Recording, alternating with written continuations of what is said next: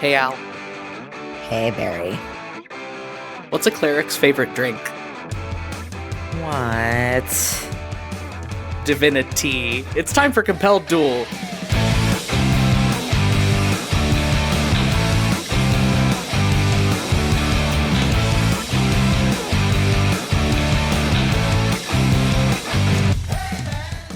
Hello everybody and welcome back to Compelled Duel. I'm Barry.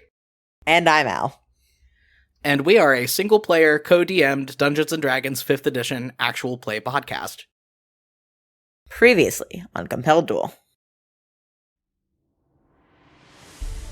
Where are we? I don't know, genius. I'm not the one that fucked up the portal. You see, by the trunk of one of these massive trees, rises a shambling earth elemental. And air elementals, two of them. There are two people on the rabbit's back. You have never seen or heard of a Goliath or a Firbolg. I am Ylva of Clan Mistfoot. By deed, I am named She Who Crushed the Skull of the Wolf. That is my wife. They have no name. You are in Oscaea. Great, so we are as far from home as we can possibly be in the world right now. Leo screams, "I'll kill you!" And he's gonna roll a grapple check. He's gonna cast a witch bolt on him. Get in saddle or I will turn this bunny around. Do you have a plan to go forward? I just had a question about how many times you came to me with your spells and your performance reviews and your stupid riddles and you knew that he was dead. 3 times. Leo reaches up, yanks the choker around his neck off with a snap, and throws his holy symbol to the ground at Kimmerl's feet. We're done. The terms of our deal don't allow you to just back out. Watch me. Soren's dead. And we're stranded here, and I'm stuck here with you. Our camera zooms out on the two of you next to this fire, both at this point with tears streaming down your faces, and laughing hysterically at the sheer irony and unfairness of it all.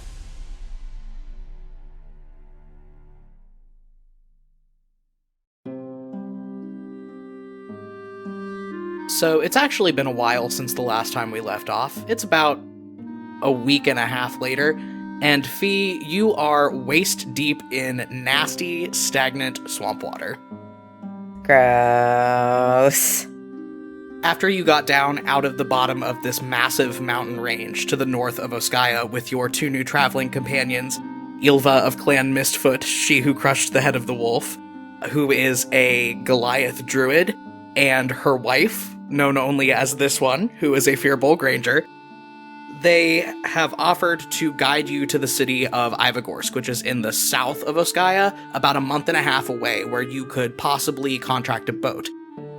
However, you were advised that the safest route to take would be through the swamp that you currently find yourself traveling through. It is gross. Much like everything in Oscaea, all of the flora and fauna here are incomprehensibly large. There are these willow trees the size of castles with their massive limbs just shooting down into this stagnant water. You see a couple fish move through the water around you that are handily larger than you, but they don't seem to bother you that much. Ylva and this one seem fine. They're heading up the pack, and your brother is next to you, not doing fine at all, just with every sloshing, muddy step he takes going, ugh, ugh, ugh. He says, "Oh, sure, be a little louder, Leo. We might attract a bear or, I don't know, any other large predator that exists in this hell continent." Bears don't live in swamps, genius, he snaps back. He looks gross. Leo has hair down to his ass, so his hair is like filled with swamp sludge. In front of you, Ylva turns around and sticks out this pot of something in her hands. and goes, "You'll put these on before we move further into swamp." Why? As you're asking that, Leo takes the little clay pot and unscrews it, takes a sniff at it. Ugh, this smells vile. Why would I put this on me? Ylva says, "Is to keep away mosquito." Leo immediately scoops out a handful of this shit and starts rubbing it all over his body. He says, ew, ew, ew, but then also puts on the mosquito repellent. So in addition to being covered in swamp sludge, you are now covered in this muddy, foul-smelling mosquito repellent. Leo silently hands Ylva the pot of mosquito repellent back, takes a shuddering breath, and goes, "I have algae in my pants. I have been walking chest deep in swamp water for days, and my hair is never going to be the same again. I've had it!" Before you have time to process what he's doing, he reaches for his belt, unsheathes his sword, twists his hair up in a knot at the back of his neck, and just slices it all off. His hair is like down to his chin now. It's like the world's most heavy-handed bisexual bob haircut. Fee pauses for a second, tilts her head, and then reaches one hand back to where she has tied her own hair up with a little leather strap, and says, "Bro, I had another hair tie." It's fine. It's fine. I'm exerting control over the things in my life that I can control to make me feel like everything isn't spinning out of control. It's fine. And Leo pushes on through the sludge a little bit longer. All he had to do was ask her. Okay, fine. He's about 10 feet out in front of you at this point. You hear from over his shoulder him say, "It's fine. There's no way that this can get any worse." And then from overhead,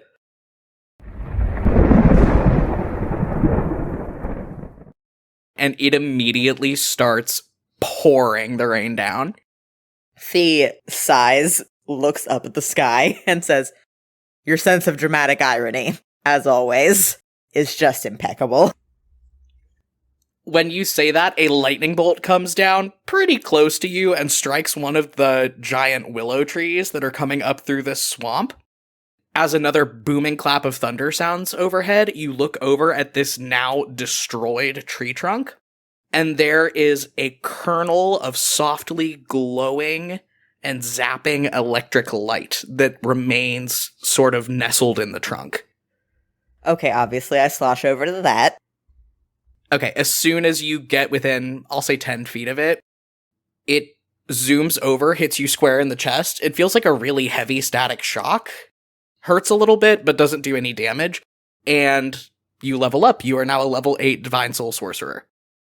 Fee nods, goes, "Okay, that was weird." You see Leo turned around where he was still in front of you, his new haircut now down in his eyes from the rain. He just kind of blinks and goes, "You know what? I'm not going to ask," and then turns around and keeps walking. As he keeps walking, Fee just yells, "New god, it's complicated." Fuck. You keep sloshing your way through this swamp. You do see a couple mosquitoes flying around, but they do not approach you because you all have on the gross mosquito repellent. And yes, they are unsettlingly large. Oh, good. I love Oscaea. It's a good country. It's a good place to be in and exist. As you keep pushing forward, you come to a spot in the swamp where there's a little bit more of a concentration of dry land. Big willow trees shooting up out of the ground. There are several small island-like masses of land with these stretches of swamp water in between them. As you go to keep moving forward, you see this one put a hand up as if to tell everyone to stop.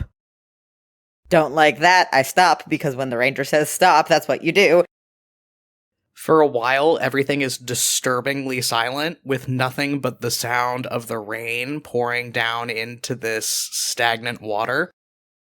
And then very quietly, this one hops down off the back of Cuddles, the giant Highland battle bunny, and says, "Be very careful moving in water. Is something there." Oh, that's great and not unsettling at all, thank you. Leo, still looking a little bit manic, goes, "You know what? We walked past a leech the size of a fucking anaconda earlier. I'm ready for anything at this point," and just takes 2 big marching steps into the water. And everybody roll initiative. That's an 11 for Leo. Big fat 11. This one got a 16. Yova gets a 9. Fee gets a 23. And then let me roll for what's in the water. As Leo steps into the swamp water, there is a... And out of this stagnant water rears the humongous head of a giant crocodile. Leo just screams at the top of his lungs. And there is another and a slap of water as another crocodile crests out of the water, its huge tail rising and then slapping down. These absolutely humongous crocodiles are between your party and the rest of the land masses further on in the swamp. Everybody else is back on the landmass that you started on. Leo is in the water. From on shore, Fee just yells, "Fucking what?" I hate this place!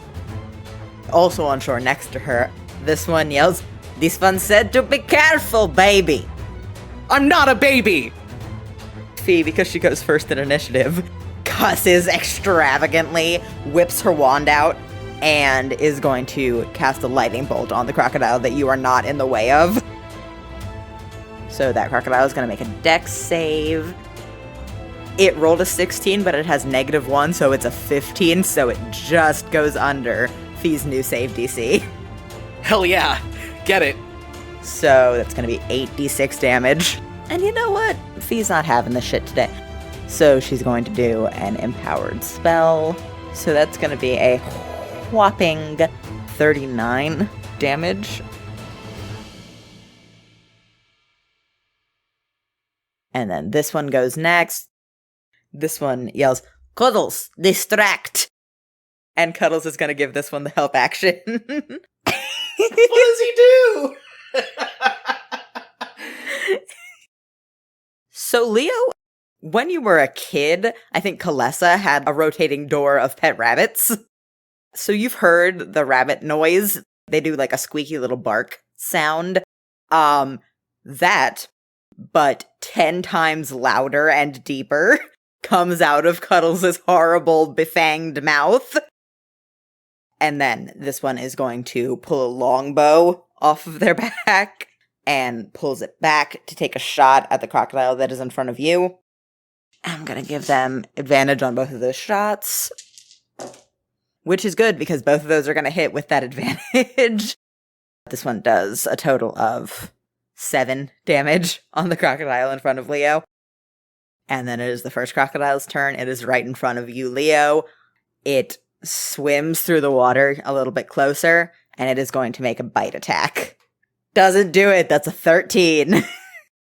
Leo screams and jumps back. But it is going to make a tail attack, which is also +8 to hit. And that one's going to do it. That's 25. So that's 18 bludgeoning damage. Holy shit! Okay. And then you need to make a strength saving throw. Natural 18 +2, that's a dirty 20. Okay. This crocodile tries to bite Leo, doesn't do it, and then whips around to hit him with the tail. Does it. Leo takes 18 damage and does not get knocked down into the swamp water. Fuck you, pal, I've only got so much good hair left. So then it's the second crocodile's turn. So it's going to come right up on this landmass and try to snap at this one. That's going to do it. That's a 21. Ugh. That's 23. And they are grappled until they can make a strength save to get out. And then the crocodile is going to make a tail attack on Cuddles. So it's going to be a 26. So that's 15 bludgeoning damage on Cuddles. No! Not the bunny! And then it is Leo's turn. So this is about to be a very uninteresting combat, you guys. Leo can do one thing now. I'm gonna hit it with my sword.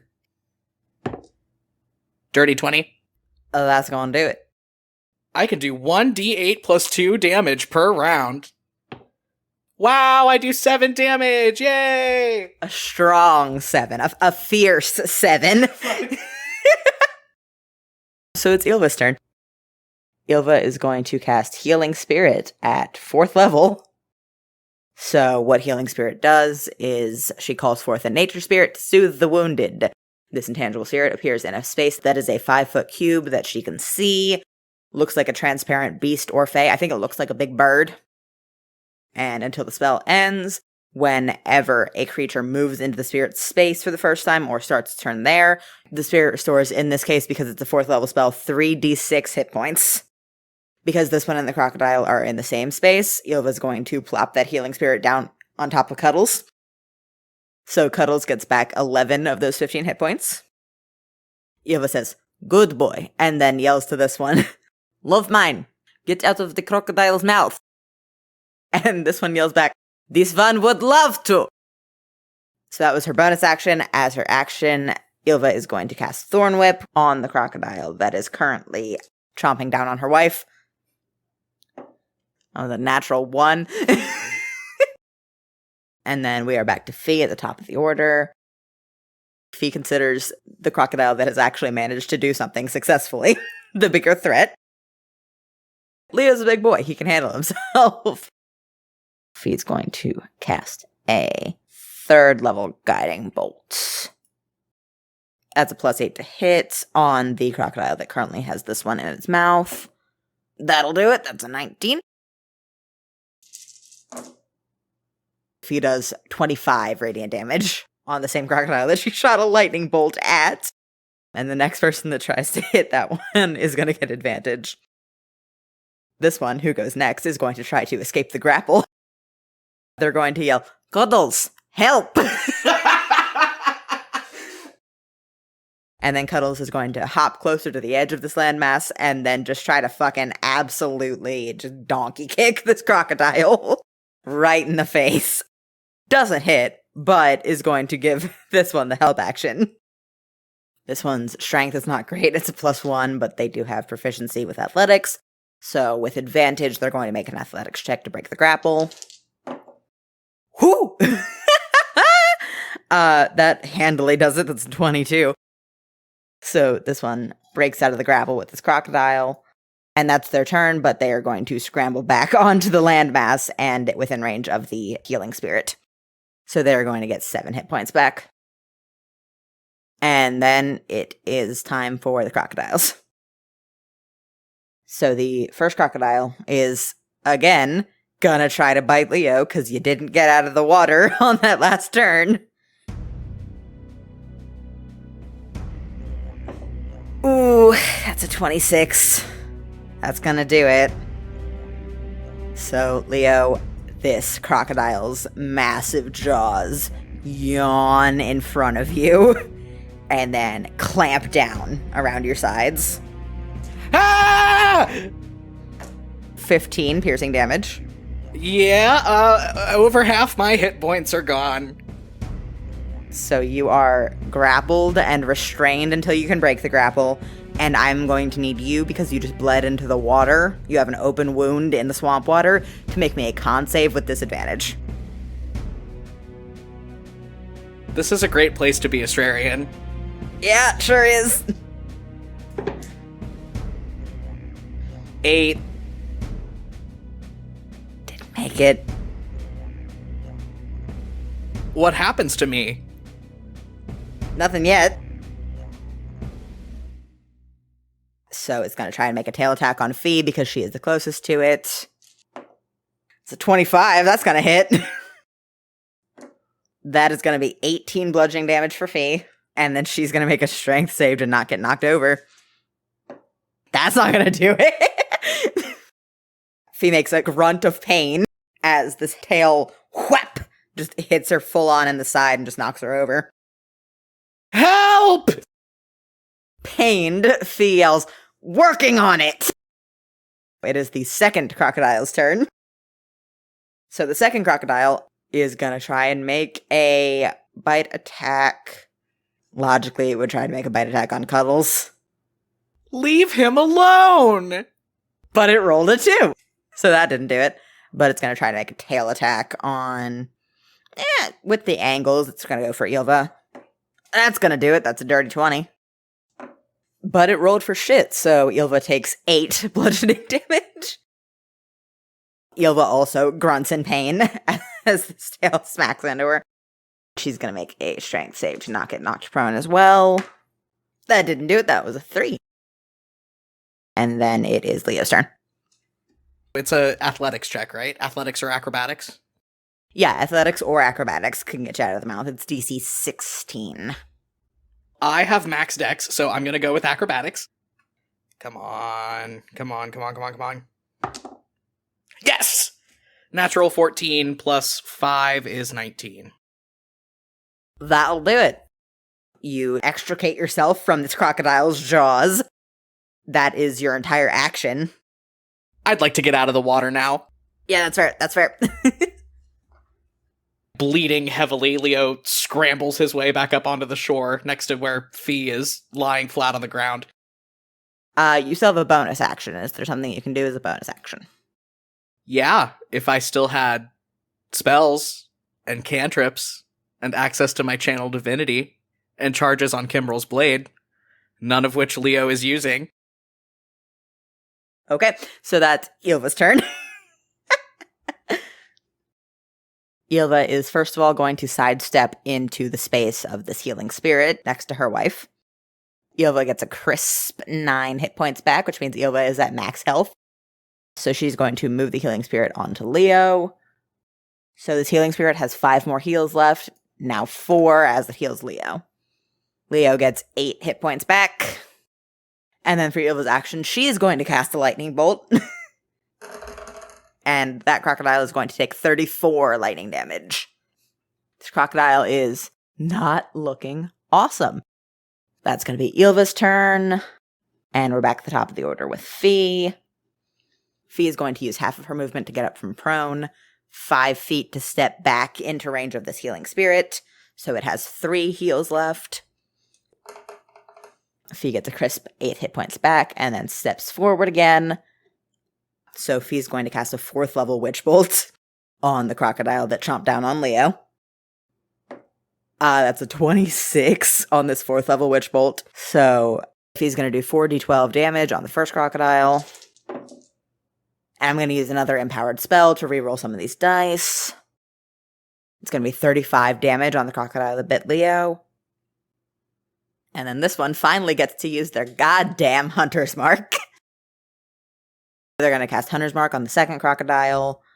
So they get that extra d6. And this one will have advantage on their first shot with the longbow. Wasn't great, but they do hit because the crocodiles have an AC of 14. And then they're going to roll the second attack. Not going to hit. So they hit with one of those, and they do 1d8 plus 2 plus 1d6 damage. So this one does 7 damage with an arrow. It's okay, we're the 7 damage club. It's fine. This one just mutters to themselves. This one does not have magic. This one cannot make lightning come from the sky. This one just has bow and bunny. And then it's time for the crocodiles. The first crocodile is going to move up because it had Leo bleeding. So it's going to move up on shore to try and get him with a bite. Ah! No fucking way. He's going to die. So that was a crit. Cool, so next week, everybody, we're going to be meeting Leo's secret twin brother, Theo. So this crocodile is going to roll 6d10 plus 5 damage. Oh my god. 28 piercing damage. Oh my god. Okay, well, Leo's still conscious, but he has 10 hit points.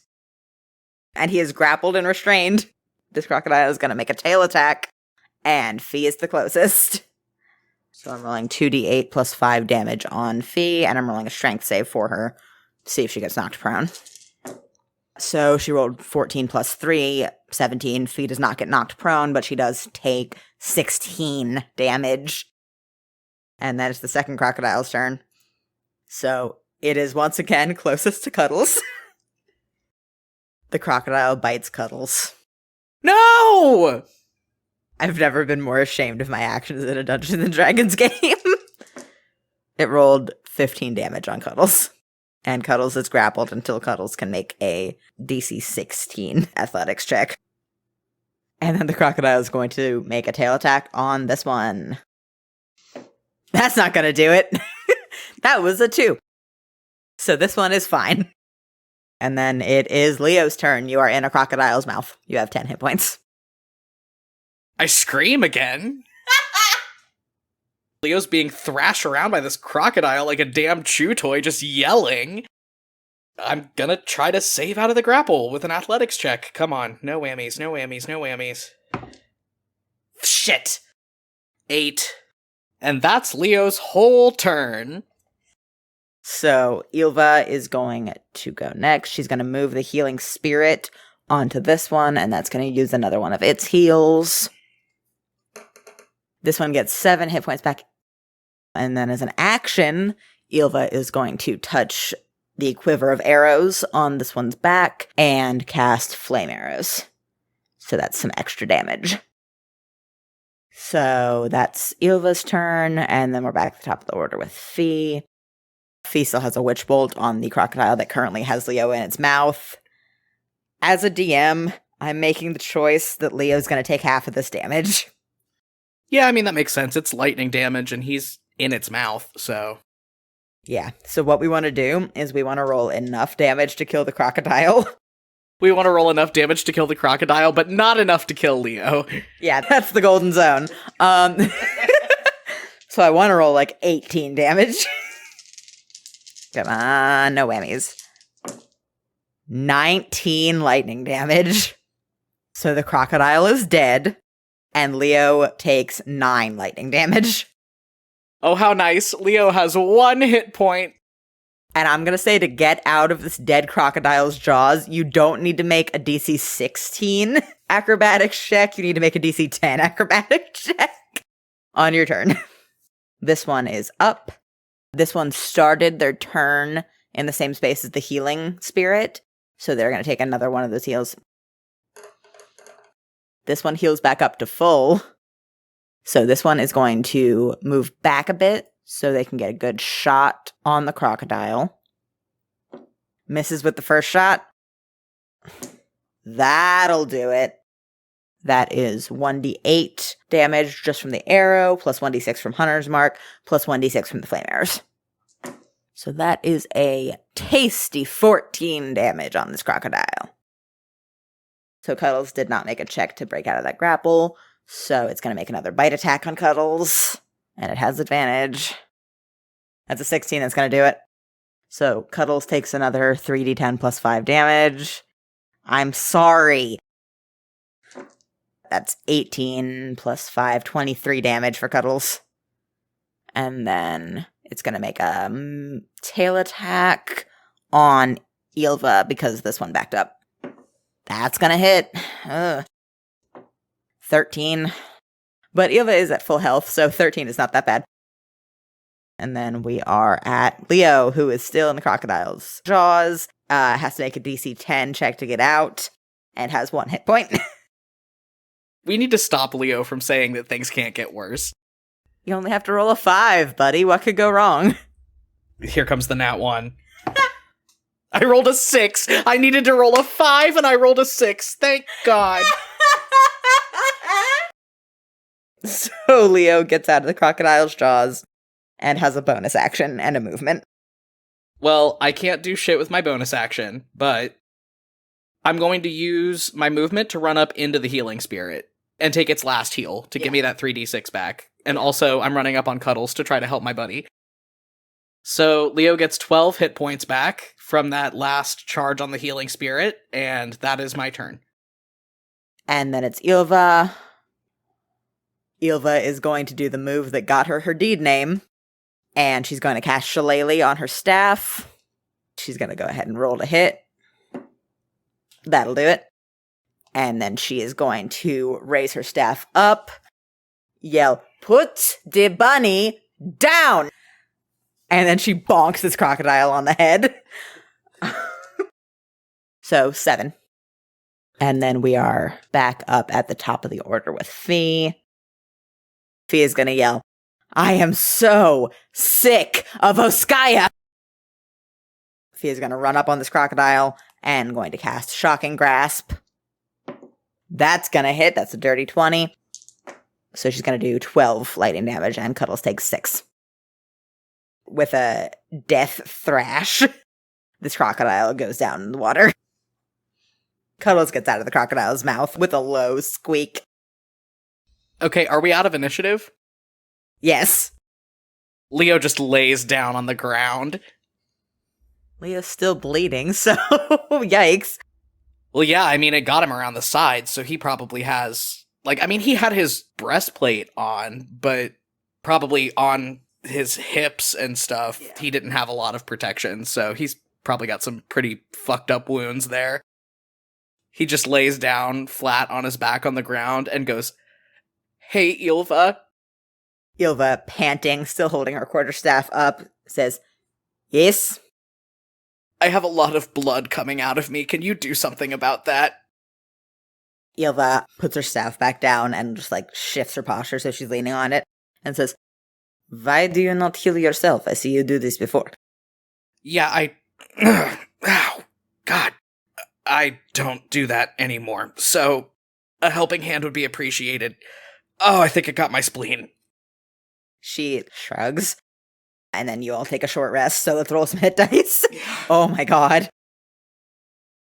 So Leo, sitting there with Ylva patching him up, takes most of his hit dice to do 51 heal. Which gets him back up to full. Let's do Fees. Sophie's going to use half of her hit dice to get back 23 hit points, which does not quite put her back up to full, but is fine. This one was at full. They are fine. Ylva uses 2 of her hit dice and gets back up to full, so everybody's looking good. As Ylva is sitting patching you up, Leo, you feel weird. That's odd. I'm not going to say anything about it. I'm just going to lay there on the ground. Okay, then. So you all get back up, head on your way. You do a few more hours of traveling through the swamp. No other crocodiles come out. You are all settling down for a long rest. After a few hours, it's dark out. Everybody's setting up camp. Fee, I think, is just going to sit by the fire and just, head in her hands. She needs to decompress. This has been a bad day. Leo's sitting there with bandages around his waist and his hips. I think he's taken his armor off and is just kind of sitting there. Fucking giant crocodiles. Fucking crocodiles. I hate it here. I thought the eel earlier was gonna eat me. Ow, ow, ow, ow. God. He grabs at his side. Yikes. Is that not... If he makes a vague gesture, is that not fine now? Yeah, no, it will be. I just haven't had to heal up the old-fashioned way in a while. Fee says, "Alright." And then she nods to herself and she says, "Ylva didn't help you out with it, though?" Yeah, it's still just a little sore. Don't worry about it. I don't think anyone is sleeping outside of the tent because you are in the swamp. So I think you all just turn in for the night. It takes a few more days to get out of the worst of this swampland that you've been hiking through. Everything seems generally okay. You do notice about 2 days in that Leo is still being very tender with his sides and his hips where he got hurt. And he seems to be moving a little bit slower, but he doesn't complain about it. He complains about everything else, though. The land starts to look a little bit more dry in general, and the big willow trees start to thin out, and you seem to be back in more of a forested area than a swampland. This is understandably a relief to you. Yeah. Oh, man. I think once they are on completely dry land, Fee just stops for a minute, just like throws her arms wide and goes, okay. All right. Yeah, no more mosquitoes. That's always a plus. Leo runs a hand back through his newly cut hair. And roll me perception real quick. 13.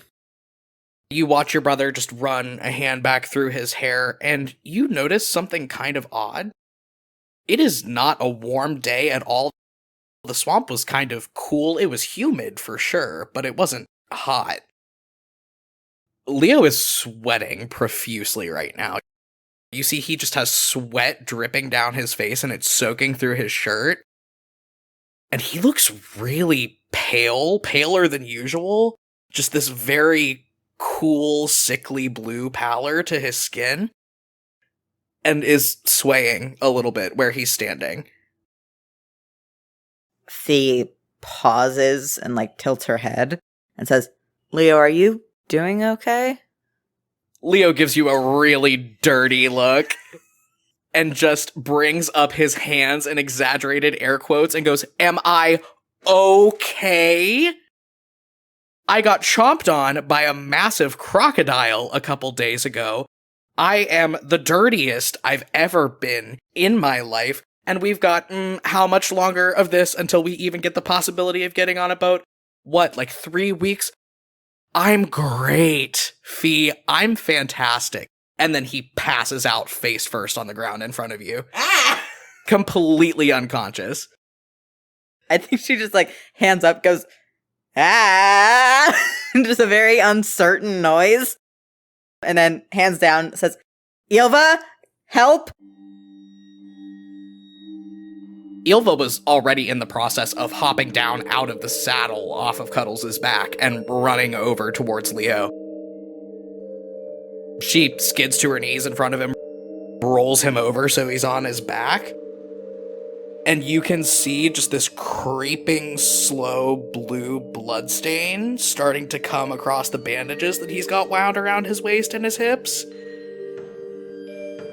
Ilva curses in Giantish, you can only assume, and starts pulling his clothes to the side, pulling the bandages back.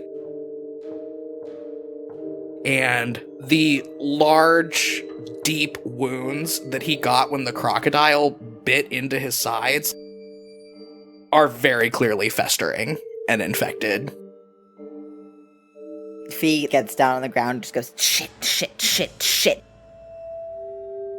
Ilva's face looks kind of grim, but she nods and goes, "He's nothing I can't handle. He's swamp fever. Sometimes common if you get blood in swamp water. Sometimes you'll get sick, yes?" Fee nods and repeats, swamp fever. Okay, that's bad. That's really bad. "Is common enough. I have spell." Okay. Sure. Ilva bends down next to Leo. You see around her hands starts to glow softly, and she casts Lesser Restoration, and you watch these nasty, festering wounds knit up, so it's just scarred skin there now. Leo does briefly flicker back into consciousness. His eyes open, they're very glassy. He looks out of it. And he goes, "Fee?" Fee just still hands up, backed off, says, yeah, hi. "Well, I'm on the ground." Apparently one of the things that we have to worry about in Oscaea is swamp fever. I don't have a fever. I'm fine. And he goes to get back up, and Ilva fucking shoves him back down to the ground, just plants a hand in the middle of his chest and pushes him back down. She goes, "You rest." I think because Ilva's so confident about it, Fee has a little bit of her humor back. She goes, yeah, Leo, lay down and shut up for once. "I'm gonna kick your ass." Yeah, just fucking try it, Mr. Swamp Fever. Ilva does glare at you a little bit, like, don't antagonize him, let him rest, but then scoops him up off the ground and calls up to this one who is still on the bunny. Love mine, we camp here, baby needs rest. Leo, where he is scooped up in her arms, goes, I'm not a baby, and then promptly passes out again. You all get a campsite set up, you put Leo in the tent to rest. Ylva seems to think that he'll be fine after a couple hours to let the spell do its work. She sits down around the fire with you and kind of nods and explains, usually with spell it is fixed in few hours. We don't need to worry about getting sick. It only goes, how to say in common, through the water or blood. So, he will not get any of us sick. I have healed this many times before. He's fine. Fee just, puts her head in her hands. Okay, alright. That's good. It's a bit scary in Australia when people get sick. I'm sorry if I've been overreacting. You do not overreact. Your brother is sick, you love him, you worry, it's normal. Fee, puts a finger up and then puts it down and says, yeah, sure, something like that. I think she just sits next to the fire, takes a few deep breaths. We can sleep outside tonight, give him space. He will be fine in morning, we keep going, we go to Ivagorsk, yes? Yes, Ivagorsk. Right. You all just set up bedrolls and everything outside around the fire. This one and Cuddles come over. Cuddles settles down kind of close to you and kind of puts his great big head in your lap after a while. Fee just Cuddles' head. Ylva and this one give you your distance, but Cuddles figures you need some emotional support. I think when you settle down for the night, he, lets you use one of his ears as a blanket. You go into your trance. When you are woken up out of a dead trance, you can tell by the position of the moon overhead that it is the wee hours of the morning, and you are woken up because from the tent next to you, you hear this god-awful these awful gasping breaths. Fee gets up and goes in the tent. Leo's in there, tucked into a bedroll. All of the blankets are completely soaked through with sweat. He does not look any better. In fact, he actively looks worse. He looks even paler. And he is half sat up as much as he can in this bedroll, clutching at his chest and his throat and just hacking, coughing, gasping for air. Fee ducks her head back out of the tent and just yells for Ylva, and then goes in and props him up. As soon as you get a hand on the back of his neck to kind of lift him up, his skin is so hot to the touch that it takes you aback a little bit. He is running a very, very high-grade fever. Ylva comes running over. You see her duck into the tent. She surveys the situation and looks really confused. Great. That's reassuring.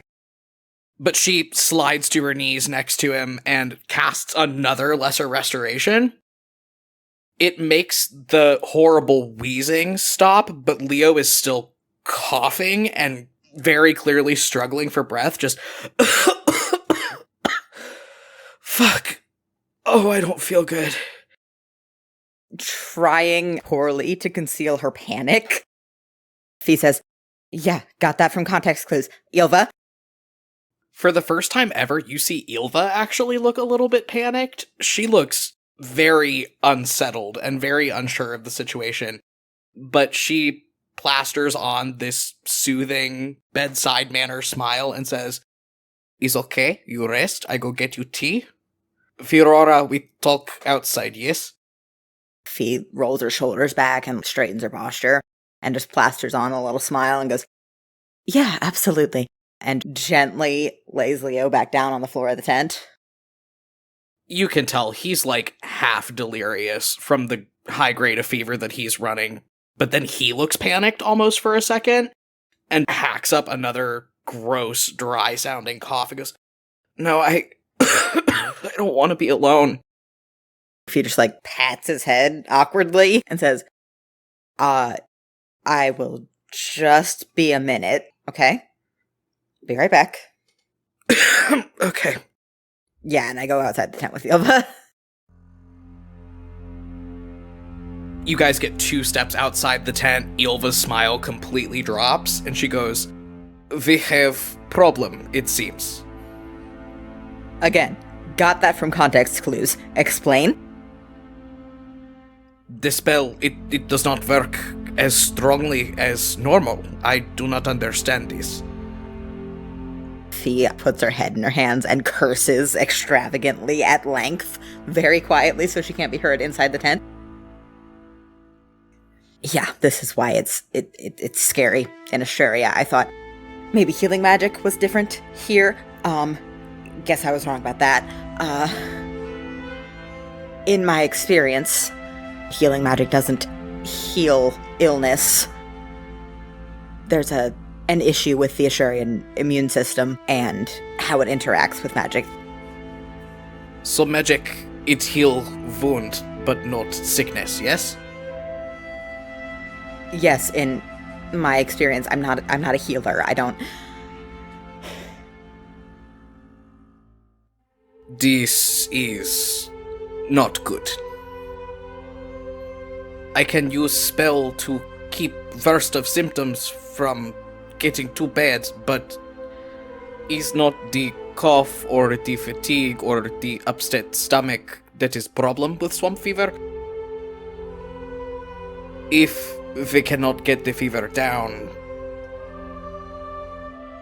she trails off very ominously. Fee takes a very deep breath, goes, "Yeah, got it. So what do we do?" She frowns to herself with this very grave expression. If magic does not work, maybe medicine will? Is plant that grows on outskirt of swamp. She rattles off some long, complicated sounding name in Giantish. It makes fever go down if you put it in tea. This could get him through worst of the sickness, and he maybe recovers on his own, yes? Yeah, a plant, okay.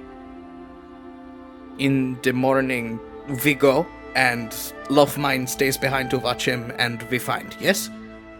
Fee brings her hands up and just, like, knots them in her hair for a second, takes a couple deep breaths, and goes, "Yes, that sounds good. Yeah."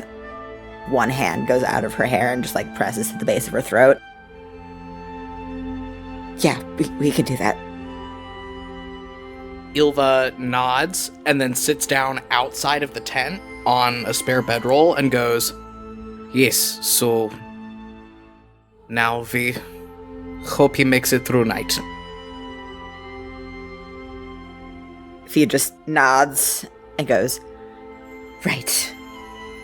And then she just walks back in the tent and just sits down next to Leo. He is noticeably fading in and out of consciousness, but as you sit back down next to him, he makes eye contact with you, and there is a brief moment of lucidity and fear on his face as he's still just gasping for air and sweating and shaking. Am I gonna die?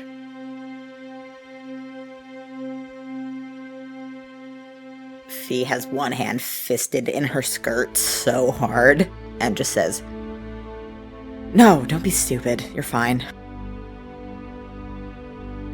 He sort of just weakly smiles and goes, "Yeah, you're right.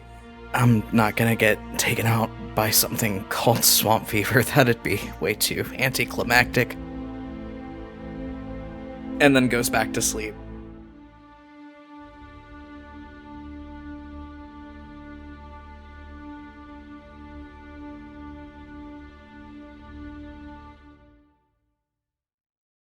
Leo, you are walking down one of the grand hallways in the palace in the city of Valental. You are barefoot. The marble is extremely cold under your feet. You whirl around a corner and you hear from behind you, your mother calls, "Leo, slow down."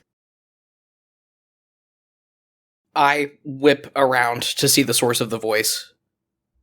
Walking down the hall, not really hurrying, just kind of walking briskly, her skirt scooped up into one hand, easy, casual smile on her face. Adana Valcyne again calls, "Slow down, honey, we have to get ready. You don't even have your shoes on yet." Adana is about a 5 foot tall, willowy elven woman, steel gray hair, silvery gray eyes, blue undertones that every Asherian elf has. She appears to be dressed very formally, and her hair is kind of like tied up into an updo.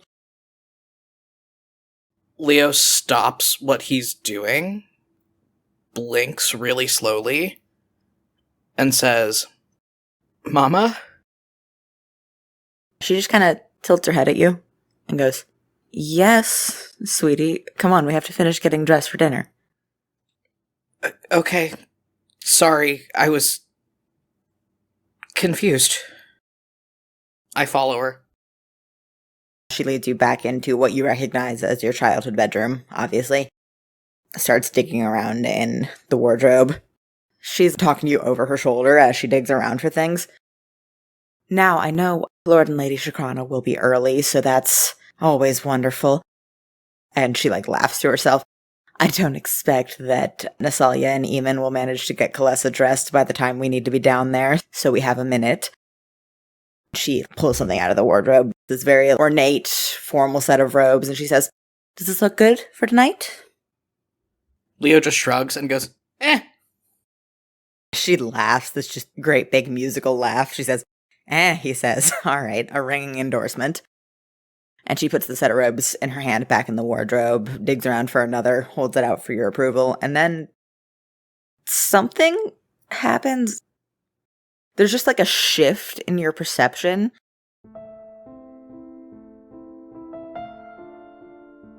There are a lot of people dancing around you. There's big, grand music playing. You look over to the side and you see your parents dancing together.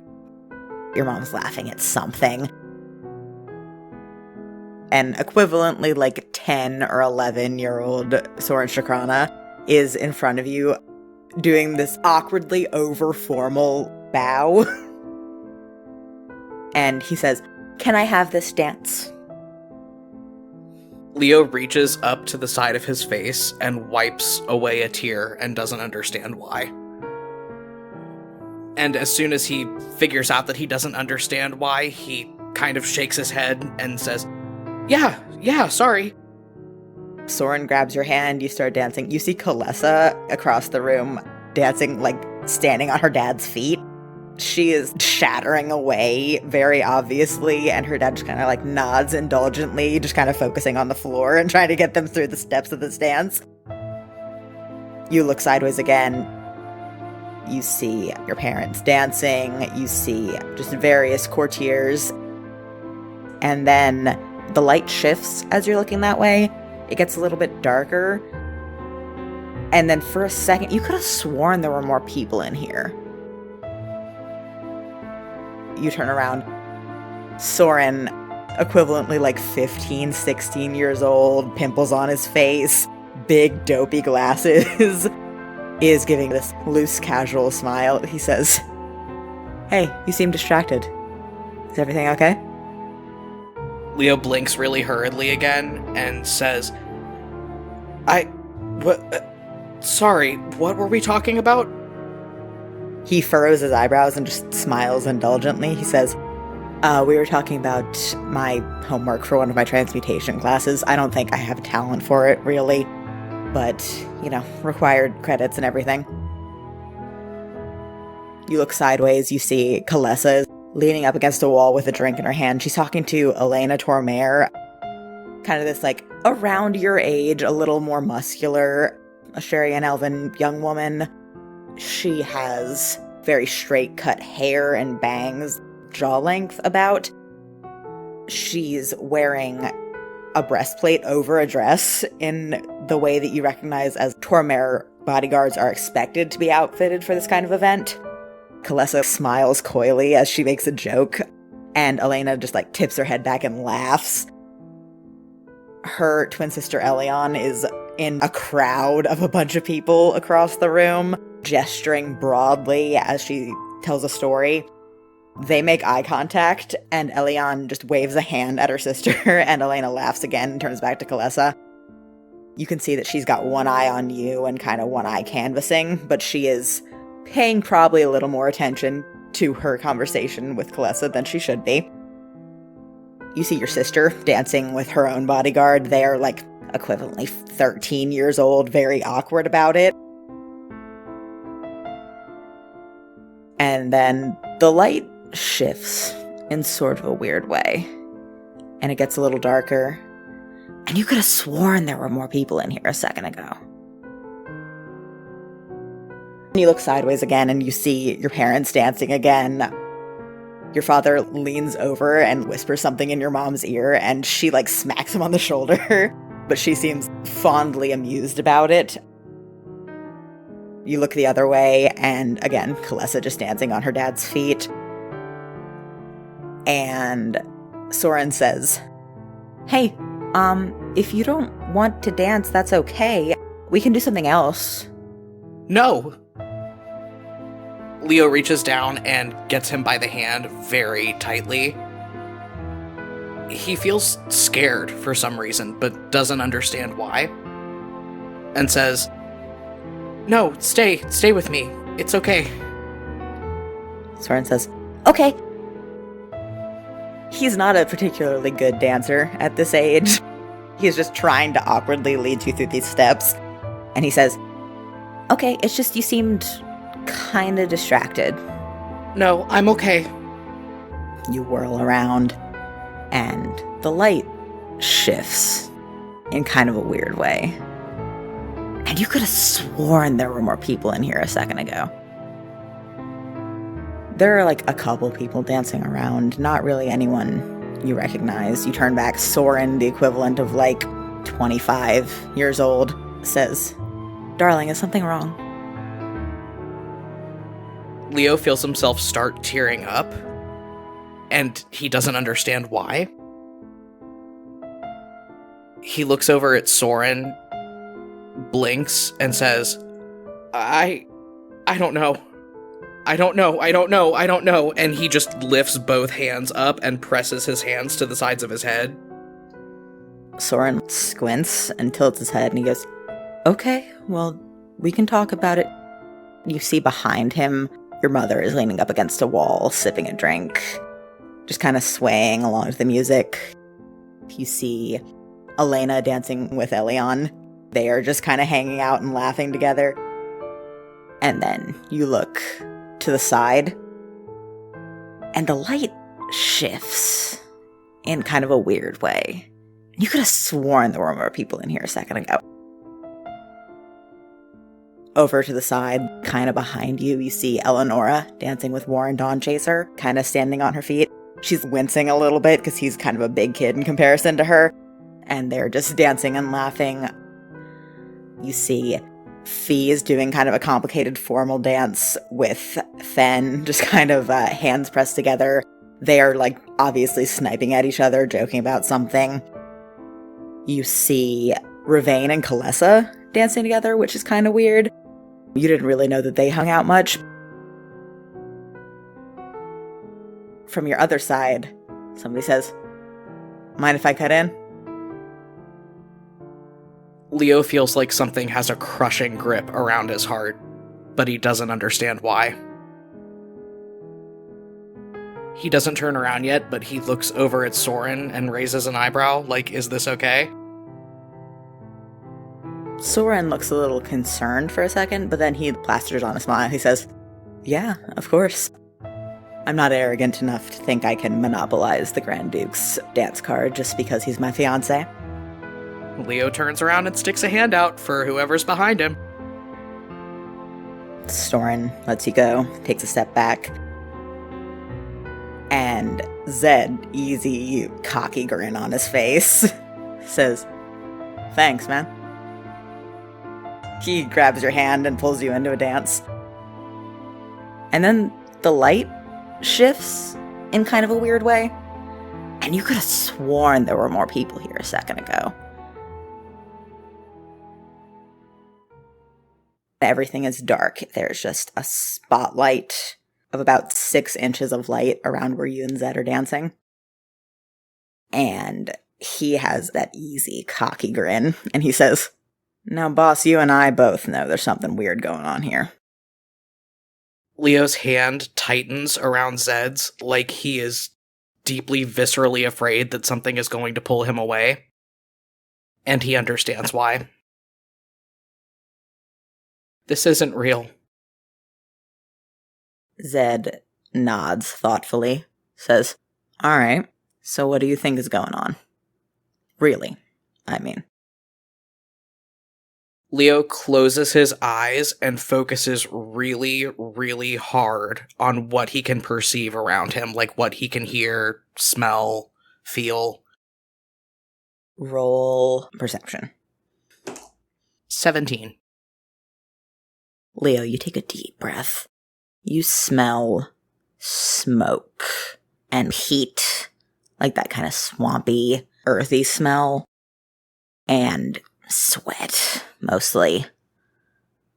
You feel something cold under one side of you, and you feel the pressure of somebody grabbing your shoulder with one hand, and the other hand is kind of like under your head.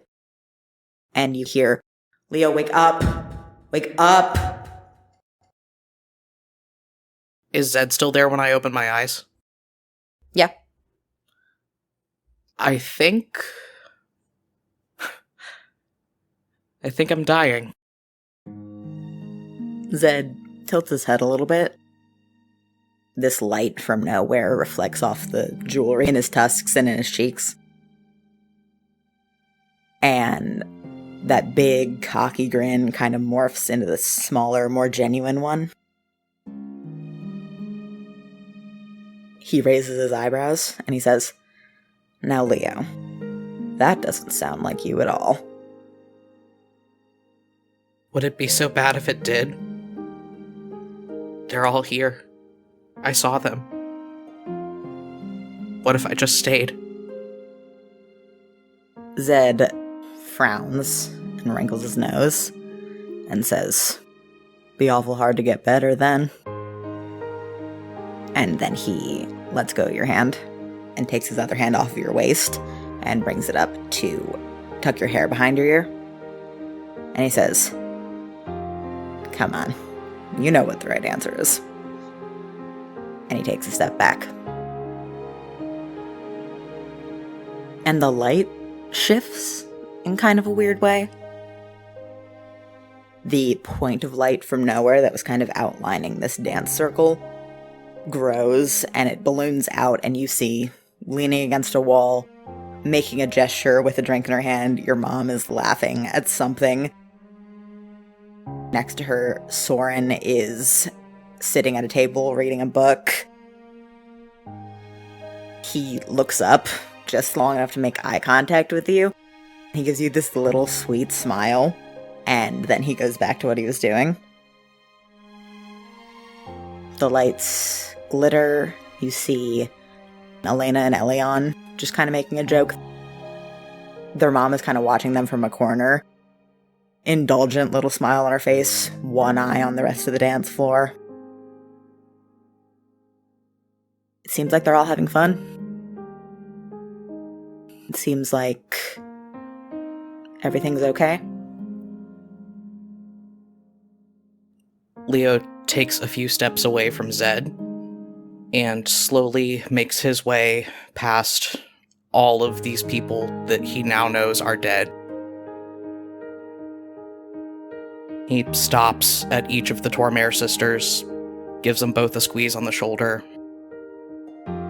walks over to where his mother is standing with her drink in her hand, picks up her free hand and just presses her palm against his face and takes a deep, shuddering breath.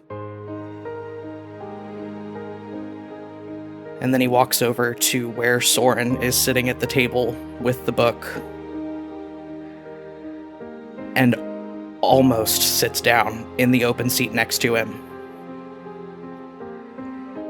But then leans in across the table and kisses him on the forehead.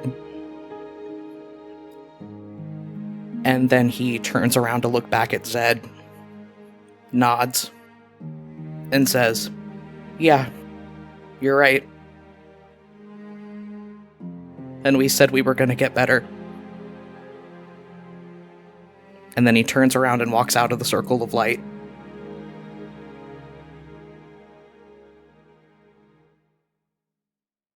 Fee, it is a long, stressful night. You got your 4 hours trance, so you're not under exhaustion or anything. But throughout the hours, Leo's fever steadily gets worse. He is just absolutely delirious.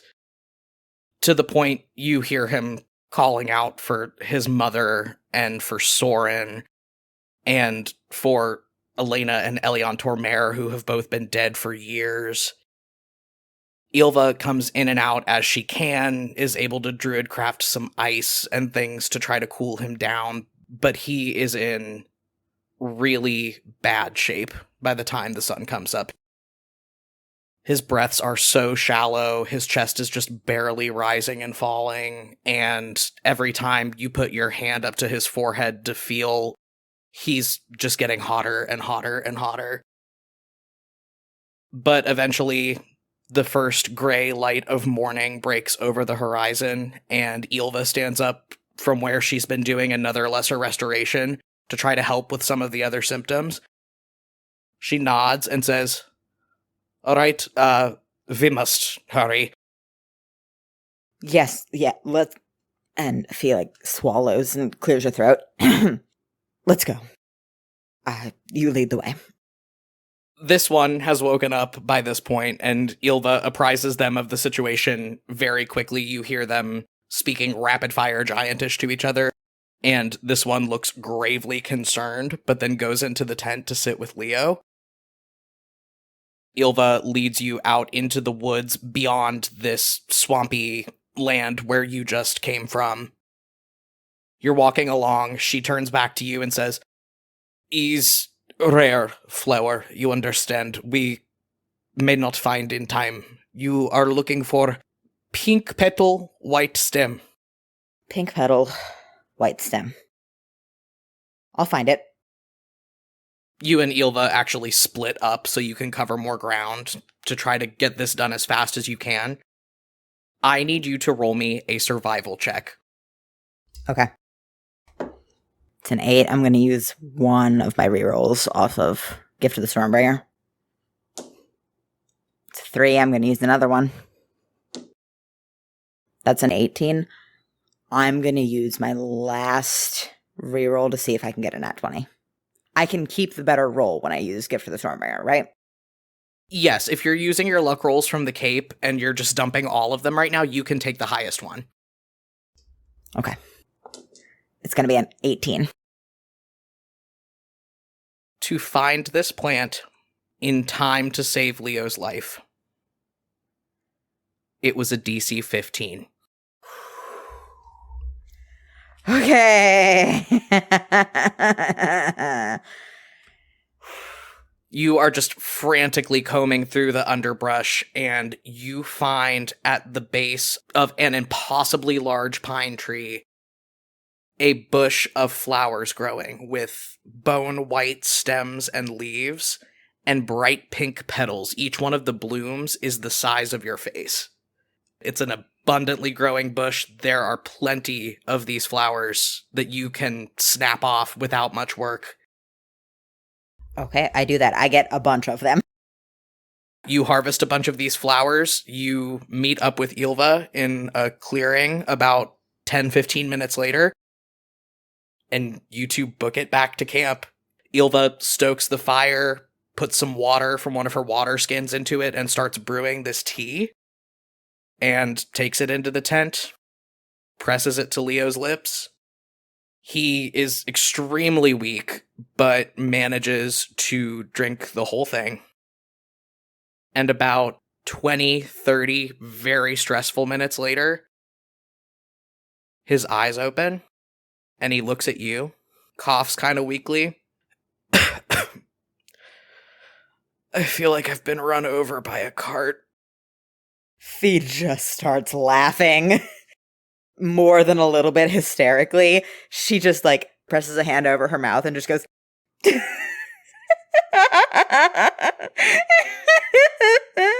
I think just slowly sinks to sit on the ground. Look, I get that I probably look pretty funny right now, but you don't have to be a bitch about it. Still just, like, hysterically giggling. Fee just goes, shut the fuck up, I hate your guts!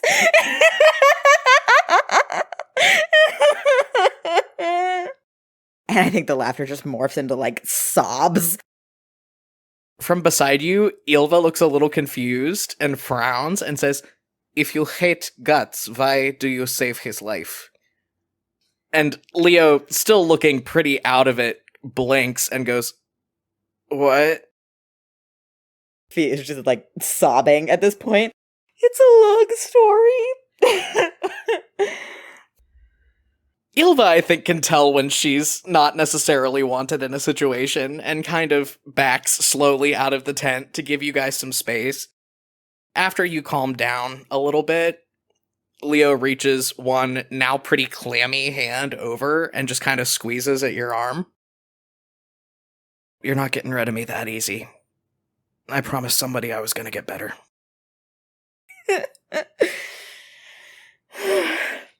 Yep. Yeah, good policy to stick to. I think she just puts her head in her hands. I'm gonna trance now. If I start dying, wake me up and kick my ass, okay? Yeah. Yep, will do. And he lays back down and just rests. Leo takes his trance. Fee, I think, just kind of stays sitting in the tent awkwardly, not really sure what to do about anything. It's a rough couple of days. It takes 2-3 days before you're, like, even up and about in any significant way, Leo. Fee doesn't say much about anything, but she is sticking close. She doesn't start any conversations with you, but she seems to be kind of always there. And it's, again, 2-3 days. And this one kind of, like, claps their hands in the tent and says, so, it is probably a good idea for us to pause on our journey. Yes? Pausing is all I've been doing for the past couple days, my friend. Shit. Yes, very good. But is exposed here, yes? The, and they look like they're looking for words for a second. The go someplace is more shelter? Shelter in numbers? Yes? You're the expert here, not me. They nod to themselves. They go, these funds, clan, spends most of year close to here. We go stay with them. And then they gesture at you and go, baby recover strength. We continue on to Ivagursk. Yes? Yeah, sure. I wouldn't say no to a real bed right now. Fee? Her head pops up when you say her name. She looks like she has not been paying attention. Sorry, what? This one says that we can go hang out with their family for a bit while I finish kicking this bug. Does that sound like a plan? I know it kind of sucks that I'm slowing us down, but... Fee kind of frowns. One hand, like, flutters up to touch the base of her throat kind of nervously. You've noticed that that's kind of a nervous gesture that she has now that you don't really remember from before you left Ashuria. Yes, that sounds like it would be the best idea. She kind of, like, straightens her posture. She goes, yes, we will stay with this one's family, and then we'll figure out how to get out of here.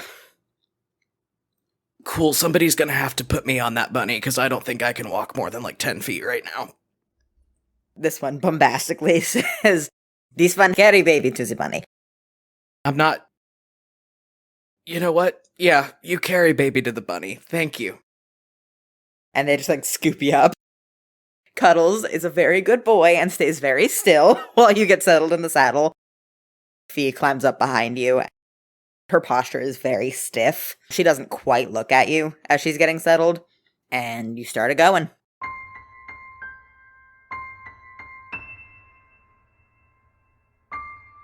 After they've been riding for a while, and if Ylva and this one are far enough as to be out of earshot, Leo just kind of blinks down at the path ahead of them and speaks up and says, "Look, I am not complaining, obviously, but I've got to wonder if... if the old man sent you to Vogvoldur to kill me, why didn't you just let me go? You could have gone home a hero."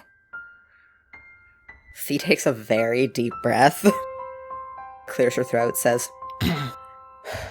"Father didn't send me anywhere. I went to Vogvoldur of my own accord. And I am very sick of this whole routine, honestly.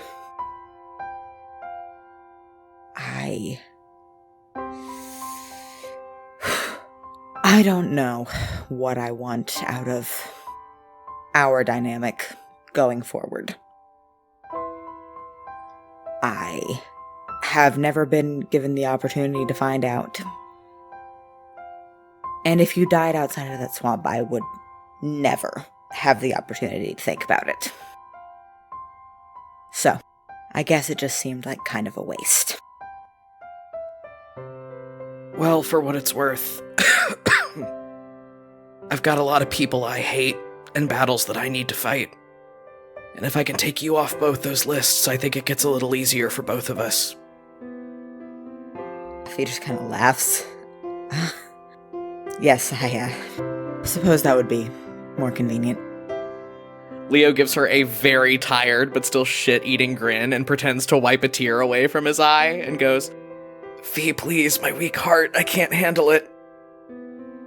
Fee throws her head back and cackles and says, "I'm gonna push you off this bunny if you're not careful." Leo laughs and, very tired of holding himself up, leans back on her shoulder in the saddle. Fee doesn't push him away.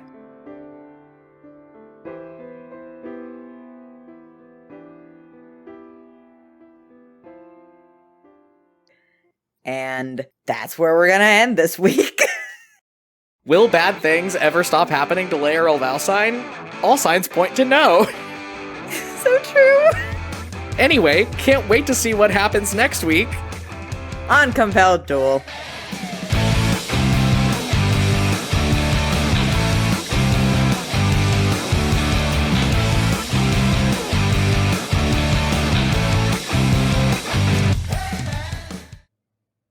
Hey everybody, Barry here with the postscript, just clearing up a couple housekeeping things here at the end of the episode.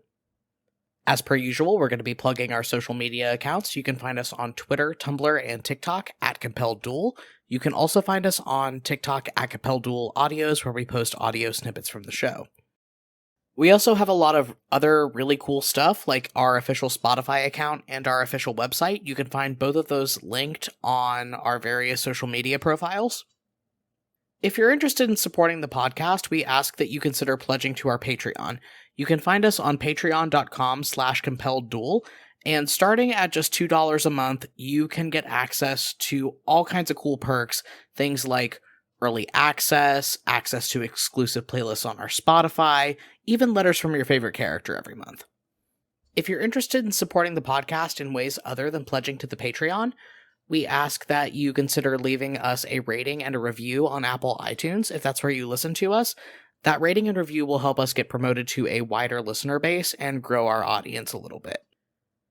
Additionally, if you're enjoying what you're hearing so far on Compelled Duel, word-of-mouth advertising is super powerful for us. We ask that if you like what you're listening to, that you just tell 3 friends about it, and if they enjoy it, Ask them to tell 3 friends. Our next episode is going to be going live on Friday, June 25th, 2021, or if you are a member of our Patreon, you will get your early access on Thursday, June 24th. Thank you guys so much, and we'll see you next week.